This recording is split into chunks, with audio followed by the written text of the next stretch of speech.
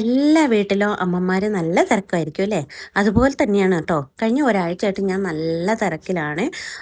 കാരണം പേരും രണ്ട് സ്കൂളിലാണ്. മോളെ ഇപ്രാവശ്യം ഞാൻ വേറെ സ്കൂളിലാക്കിയിട്ടുണ്ട്.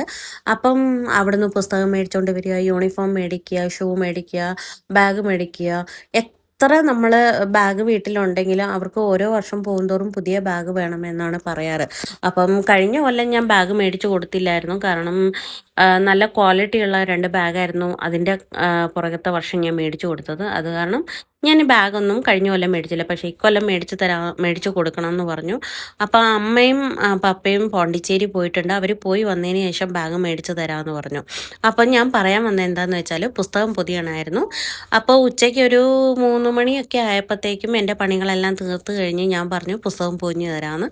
അങ്ങനെയാണ് തന്നു വന്ന് പറഞ്ഞ് എൻ്റെ പുസ്തകം ആദ്യം പൊതിഞ്ഞു തരണമെന്ന്. അങ്ങനെ ഞാൻ അവളുടെ ബുക്ക് ആദ്യം പൊതിഞ്ഞു കൊടുന്നു കേട്ടോ. പക്ഷെ ഒരു കാര്യം എന്താണെന്നറിയോ, അവളുടെ പുസ്തകം പൊതിഞ്ഞു കഴിഞ്ഞപ്പോഴത്തേക്ക് അവൾ പറഞ്ഞു, ഓ എനിക്ക് വയ്യെന്നേ, അമ്മ പൊതിഞ്ഞോ എന്ന്. അപ്പം ഞാൻ പറഞ്ഞു ആ ശരിയെന്ന് പറഞ്ഞു.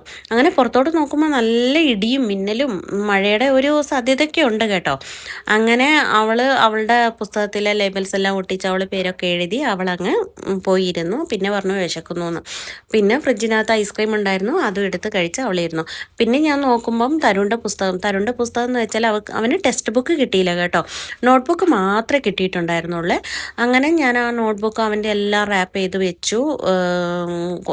നല്ല കൈവേദന ഉണ്ടായിരുന്നു. കാരണം വർഷത്തിലൊരിക്കലാണ് നമ്മളിങ്ങനെ ഒറ്റയടിക്ക് ഇരുന്നിട്ട് ചെയ്യുന്നത്.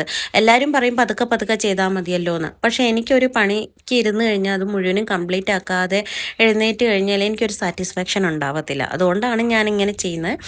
പിന്നെന്താന്ന് പറഞ്ഞാൽ കുട്ടികളുടെ പുസ്തകം ഇങ്ങനെ പൊതിഞ്ഞു കൊടുക്കുമ്പോഴത്തേക്കും അവരത് നീറ്റായിട്ട് വെക്കണം എന്ന് ഞാൻ അവരോട് പലവട്ടം ഞാൻ പറയാറുണ്ട്. അങ്ങനെ ഞാൻ പുസ്തകം എല്ലാം പൊതിഞ്ഞ് വെച്ചു. ഞാൻ തന്നുവിനോട് പറഞ്ഞു ഇതൊന്ന് കൊണ്ടുവെക്കണേന്ന്. അപ്പോൾ അവൾ പറഞ്ഞു ഇല്ലയെന്ന്. പിന്നെ വീഡിയോ എടുക്കുന്നത് കണ്ടപ്പോൾ അവൾ പറഞ്ഞു അതുകൊണ്ട് മാത്രമാണ് ഞാൻ കൊണ്ടുവെക്കുന്നതെന്ന്. അപ്പോൾ അത്രയേ ഉള്ളൂ. പിന്നെ ഞാൻ നോക്കുമ്പോൾ നല്ല മഴ പെയ്യുന്നുണ്ടായിരുന്നു. കുട്ടികൾ പോയവരൊക്കെ തിരിച്ച് ഓടി വരുന്നുണ്ടായിരുന്നു. അത്രയേ ഉള്ളൂ. Bye, see U.